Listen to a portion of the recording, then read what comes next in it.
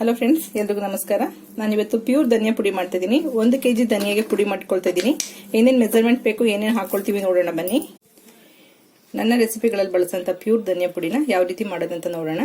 ನಾನು ಇಲ್ಲಿ 1 kg ಧನಿಯಾ ತಗೊಂಡಿದ್ದೀನಿ. ಎಲ್ಲರೂ ಸ್ವಲ್ಪ ಕೆಜಿ ಮೆಜರ್ಮೆಂಟ್ ನಲ್ಲಿ ಹೇಳ್ಕೊಡಿ ಅಂತ ಹೇಳ್ತಾ ಇದ್ರು. ನಾನೀಗ ಇದು 1 kg ಮಾಡ್ತಾ ಇರೋದು. ಆಲ್ಮೋಸ್ಟ್ ಒಂದು 3 to 4 months ಬರ್ತದೆ ನನಗೆ. ಯಾಕೆಂದ್ರೆ ಬೇಳೆ ಸಾಂಬಾರ್ ಪುಡಿ ಬೇರೆ ಇರುತ್ತೆ, ಅಚ್ಕಾರದ ಪುಡಿ ಬೇರೆ ಇರುತ್ತೆ, ಮತ್ತೆ ಗರಂ ಮಸಾಲ ಬೇರೆ ಪುಡಿ ಇರುತ್ತೆ, ಮಸಾಲಾ ಚಿಲ್ಲಿ ಪುಡಿ ಬೇರೆ, ಮತ್ತೆ ಪ್ಯೂರ್ ಧನಿಯಾ ಪುಡಿ ಬೇರೆ. ಈ ತರ ಒಂದು 4-5 ತರದ ವೆರೈಟಿ ಧನಿಯಾ ಪುಡಿ, ಖಾರದ ಪುಡಿಗಳು, ಧನಿಯಾ ಪುಡಿ, ಮಸಾಲಾ ಪುಡಿಗಳು ಇರುತ್ತೆ ನನ್ನ ಹತ್ರ. ಪ್ಯೂರ್ 1 kg ಧನಿಯಾ ಪುಡಿಗೆ ಪ್ಯೂರ್ 1 kg ಧನಿಯಾ ಕಾಳಿಗೆ 4 ಹಿಡಿಯಷ್ಟು, ಈ ತರ ಹಿಡಿ ಲೆಕ್ಕದಲ್ಲಿ 4 ಹಿಡಿಯಷ್ಟು ಕಡಲೆ ಕಾಳು ತಗೊಂಡಿದ್ದೀನಿ. ಇದು ಬ್ಲ್ಯಾಕ್ ಚೆನ್ನಾಗಿ ತಗೋಬೇಕು, ಇಲ್ಲಾಂದ್ರೆ ಕಡಲೆ ಬೇಳೆ ತಗೋಬೇಕು. ನೀವು ಕಾಬೂಲ್ ಚೆನ್ನಾಗಿ ತಗೋಬೇಡಿ, ಅಷ್ಟೊಂದು ಚೆನ್ನಾಗಿರಲ್ಲ. ಇದು ದೋಸೆ ರೈಸು, ಇದು 2 ಹಿಡಿಯಷ್ಟು ತಗೊಂಡಿದ್ದೀನಿ. ಇದು 4 ಹಿಡಿ, ಇದು 2 ಹಿಡಿ, ಒಂದು 5 ಅಷ್ಟೊಂದು ಕೊಂಬು ತಗೊಂಡಿದ್ದೀನಿ. ಇದನ್ನ ಸ್ವಲ್ಪ ಕುಟ್ಬಿಟ್ಟು ಹುರ್ಕೋಬೇಕಾಗುತ್ತೆ. ಇಲ್ಲಿ ಎಲ್ಲ ಐಟಮ್ಸ್ ಅನ್ನು ಡ್ರೈ ರೋಸ್ಟ್ ಮಾಡಿ ಪುಡಿ ಮಾಡಿಸ್ಕೋಬೇಕಾಗುತ್ತೆ.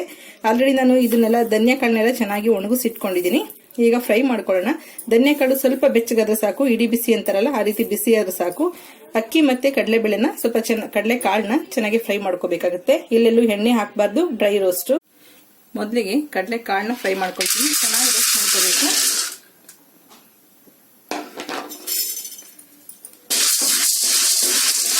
ಅದು ಸ್ವಲ್ಪ ಚಿಪ್ಪೆ ಎಲ್ಲ ಓಪನ್ ಆಗುತ್ತೆ. ಸಿಪ್ಪೆ ಓಪನ್ ಆಗಿ ಸ್ವಲ್ಪ ಚಟಪಟ ಅನ್ನಷ್ಟು ಫ್ರೈ ಮಾಡ್ಕೋಬೇಕಾಗುತ್ತೆ. ನೋಡಿ, ಕಾಳು ಚಟಪಟ ಅನ್ಬೇಕು. ಈ ತರ ಸಿಪ್ಪೆ ಕೂಡ ಓಪನ್ ಆಗಬೇಕು. ಸೌಂಡ್ ಬರ್ಲಿಲ್ಲ ಅಂದ್ರೆ ಈ ತರ ಕಲರ್ ಗೊತ್ತಾಗ್ತಿದೆಯಲ್ಲ, ಯೆಲ್ಲೋ ಕಲರ್ ತರ, ಈ ತರ ಚೆನ್ನಾಗಿ ಫ್ರೈ ಆಗ್ಬೇಕು. ಈಗ ಇದಾಗಿದೆ. ಈಗ ಸ್ವಲ್ಪ ಅಕ್ಕಿ ಅದನ್ನ ಒಂದು ಪಾತ್ರೆಗೆ ತೆಗೆದಿಟ್ಕೊಳ್ಳಿ.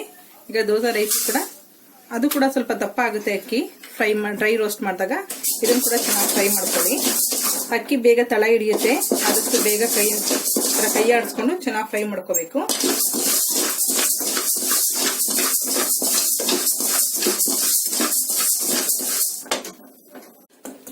ದೋಸೆ ಅಕ್ಕಿ ಕೂಡ ನೋಡಿ ಕಲರ್ ಚೇಂಜ್ ಆಗಿದೆ.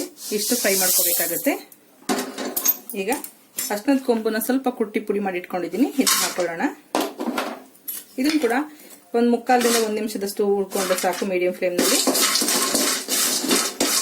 ಅಷ್ಟೊಂದು ಕೊಂಬು ಕೂಡ ಹುರ್ಕೊಂಡಾಗಿದೆ. ಇದನ್ನು ಕೂಡ ಇದಕ್ಕೆ ಮಿಕ್ಸ್ ಮಾಡ್ಕೊಳ್ಳೋಣ. ಹುರಿಯೋದಕ್ಕಿಂತ ಮುಂಚೆ ಎಲ್ಲಾನು ಬೇರೆ ಬೇರೆ ಇಟ್ಕೊಳ್ಳಿ. ಹುರಿದ ತಕ್ಷಣ ಎಲ್ಲ ಒಂದಕ್ಕೆ ಮಿಕ್ಸ್ ಮಾಡ್ಕೊಳ್ಬೋದು. ಈಗ ಧನಿಯಾ ಕಾಳನ್ನ ಸ್ವಲ್ಪನೇ ಹಾಕೊಂಡು ಜಸ್ಟ್ ಅದು ಇಡೀ ಬಿಸಿ ಆಗ್ಬೇಕು, ಅಷ್ಟನ್ನೇ ಫ್ರೈ ಮಾಡ್ಕೊಳ್ಳಿ. ತುಂಬಾ ರೋಸ್ಟ್ ಮಾಡ್ಬಿಟ್ರೆ ಸ್ಮೆಲ್ ಚೆನ್ನಾಗಿರಲ್ಲ. ಧನಿಯಾ ಹುರಿದ್ಮೇಲೆ ಧನಿಯಾನೇ ಆಗ್ಲಿ, ಬೇಳೆ ಸಾಂಬಾರ್ ಪುಡಿಗೆ ಆಗ್ಲಿ, ಹುರಿದ ತಕ್ಷಣ ಒಂದು ಪಾತ್ರೆಗೆ ಈ ತರ ತುಂಬಿಡಬಾರ್ದು. ಅಂದ್ರೆ ನಾವು ತಗೊಂಡೋಗಿ ಹೊರಗಡೆ ಹಾಕೋದಕ್ಕೆ ಈಸಿ ಆಗ್ಲಿ ಅಂತೇಳಿ ಒಂದು ಪಾತ್ರೆಗೆ ಬಿಸಿ ಮಾಡಿ ಹಾಕೊಂಡಿದ್ದೀನಿ. ನೀವೆಲ್ಲ ಬಿಸಿ ಮಾಡಿ ಆದ್ಮೇಲೆ ಈ ತರ ಒಂದು ಕಾಟನ್ ಬಟ್ಟೆ ಅಥವಾ ಬಟ್ಟೆ ಮೇಲ್ಗಡೆ, ಯಾವ್ದನ್ನ ದುಪ್ಪಟ್ಟ ಮೇಲ್ಗಡೆ ನಾವು ಹುರಿದಿರೋಂಥ ಐಟಮ್ಸ್ಗಳನ್ನೆಲ್ಲ ನೋಡಿ ಕೆಳಗಡೆ ಎಲ್ಲ ಈ ತರ ತೇವಾಗುತ್ತೆ. ಅದಕ್ಕೆ ಹುರಿದಿರೋಂಥ ಐಟಮ್ಸ್ನೆಲ್ಲ ಈ ತರ ಸ್ವಲ್ಪ ಹಾರಾಕ್ಬೇಕು. ಹುರಿದಿರೋ ಐಟಮ್ಸ್ ನ ಬಿಸಿ ಇದ್ದಾಗ ಪುಡಿ ಮಾಡಿದ್ರೆ ಅಷ್ಟು ಚೆನ್ನಾಗಲ್ಲ. ಸ್ವಲ್ಪ ತಣ್ಣಗಾಗೋದಕ್ಕೆ ಬಿಟ್ಟು ಪುಡಿ ಮಾಡಿ. ತುಂಬಾ ಚೆನ್ನಾಗಿ ಪುಡಿ ಕೂಡ ನುಣ್ಣಗಾಗುತ್ತೆ, ಟೇಸ್ಟ್ ಕೂಡ ಚೆನ್ನಾಗಿರುತ್ತೆ. ತುಂಬಾ ಬಿಸಿ ಇದೆ. ಈಗ ಇದನ್ನ ಒಂದು ಅರ್ಧ ಗಂಟೆನಾದ್ರು ತಣ್ಣಗಾಗೋದಕ್ಕೆ ಬಿಡಿ. ನಾನು ಇದನ್ನ ಮನೇಲಿ ಮಾಡ್ತಾ ಇಲ್ಲ, ಪುಡಿನ 1 kg ಮಾಡ್ತಾ ಇರೋದ್ರಿಂದ ಮಿಕ್ಸಿಲ್ ಮಾಡಿದ್ರೆ ತುಂಬಾ ಚೆನ್ನಾಗಿ ನುಣ್ಣಗಾಗಲ್ಲ. ಏನಾದ್ರು ಕ್ವಾಂಟಿಟಿ ಕಡಿಮೆ ಇದೆ, ನಿಮ್ಗೆ ಒಂದು 100 ಗ್ರಾಮ್ ಮಾಡ್ಕೋತೀವಿ, 50 ಗ್ರಾಮ್ ಮಾಡ್ಕೋತೀವಿ ಅಂದ್ರೆ ಮನೇಲೆ ಮಾಡ್ಕೊಳ್ಳಿ. ನಾನಿಲ್ಲಿ 1 kg ಯೂಸ್ ಮಾಡ್ತಾ ಇರೋದ್ರಿಂದ ನಾನು ಇದನ್ನ ಮಿಲ್ಲು ಕೊಡ್ತಾ ಇದ್ದೀನಿ ಪುಡಿ ಮಾಡೋದಕ್ಕೆ. ಇದನ್ನ ಒಂದು ಅರ್ಧ ಗಂಟೆ ಹಾರೋದಿಕ್ಕೆ ಬಿಟ್ಬಿಟ್ಟು ಮಿಲ್ಲು ಕೊಟ್ಟು ಪುಡಿ ಮಾಡಿಸ್ಕೊಂಡ್ ಬರ್ತೀನಿ. ನೋಡಿ, ಪ್ಯೂರ್ ಧನಿಯಾ ಪುಡಿ ಮಾಡಿಸ್ಕೊಂಡ್ ಬಂದಿದ್ದೀನಿ, ಮಿಲ್ಲಲ್ಲಿ ಮಾಡಿಸಿರೋಂಥದ್ದು. ಯಾಕಂದ್ರೆ ಕ್ವಾಂಟಿಟಿ ಜಾಸ್ತಿ ಇರೋದ್ರಿಂದ ಮಿಕ್ಸಿಲ್ ಮಾಡೋಕ್ಕಾಗಲ್ಲ. ಹಾಗಾಗಿ ತುಂಬಾ ನುಣ್ಣಗೆ ಮಿಲ್ಲಲ್ಲಿ ಮಾಡಿಸ್ಕೊಂಡ್ ಬರ್ಬೇಕು, ಚೆನ್ನಾಗಿರುತ್ತೆ. ಇದನ್ನ ಈಗ ಮಿಲ್ಲಿನ ತಂದ ತಕ್ಷಣ ಸ್ವಲ್ಪ ಹಾರೋದಿಕ್ ಬಿಡಿ. ಸ್ವಲ್ಪ ತಣ್ಣಗಾದ್ಮೇಲೆ ಜರಡಿ ಇಟ್ಕೊಂಡು, ಹಸಿಟ್ಟಿನ ಜರಡಿ ಇರುತ್ತಲ್ಲ, ಈ ತರ ಜರಡಿ ಇಟ್ಕೊಂಡು ನೀಟಾಗಿ ತಿಗಡನ್ನೆಲ್ಲ ಸಪ್ರೇಟ್ ಮಾಡ್ಕೊಂಡು ಚೆನ್ನಾಗಿರೋ ಹಿಟ್ಟನೆಲ್ಲನು, ಧನಿಯಾ ಪುಡಿನೆಲ್ಲನು ಸ್ಟೋರ್ ಮಾಡ್ಕೋಬೇಕು. ಯಾವುದೇ ಪುಡಿಗಳು ತಂದ್ರಷ್ಟೇ, ಯಾವುದೇ ಮಿಲ್ಲರ್ ಹಿಟ್ ಮಾಡಿಸಿದ್ರಷ್ಟೇ ಕೆಲವೊಂದ್ಸಲ ಆಯಿಲ್ ಎಲ್ಲ ಮಿಕ್ಸ್ ಆಗಿರುತ್ತೆ ಹಿಟ್ಟಿನಲ್ಲಿ. ಜರಡಿ ಹಿಡ್ದಿನೇ ಉಪಯೋಗಿಸ್ಕೊಳ್ಳಿ. ಈಗ ತಣ್ಣಗಾಗಿದೆ, ಸ್ವಲ್ಪ ಆರಾಕಿದೆ ಒಂದು ಅರ್ಧ ಗಂಟೆಯಿಂದ. ಈಗ ಜರಡಿ ಇಟ್ಕೊಳ್ಳೋಣ. ಜರಡಿ ಎಲ್ಲ ಹಿಡಿದ್ಮೇಲೆ ಈ ತರ ತಿಗಡು ಬರುತ್ತಲ್ಲ, ಈ ತಿಗಡನ್ನೆಲ್ಲ ಬಿಸಾಕೋದ್ ಬೇಡ, ಒಂದು ಪಾತ್ರೆನಲ್ಲಿ ತೆಗೆದಿಟ್ಕೊಳ್ಳಿ. ನಿಮ್ಗೆ ಕೆಲವೊಂದ್ಸಲ ನಿಮ್ಗೆ ಮಿಲ್ಗಳಲ್ಲಿ ತುಂಬಾ ತರಿ ಹಾಕ್ಬಿಡ್ತಾರೆ, ಅವಾಗ ತಿಗಡು ಜಾಸ್ತಿ ಬರುತ್ತೆ.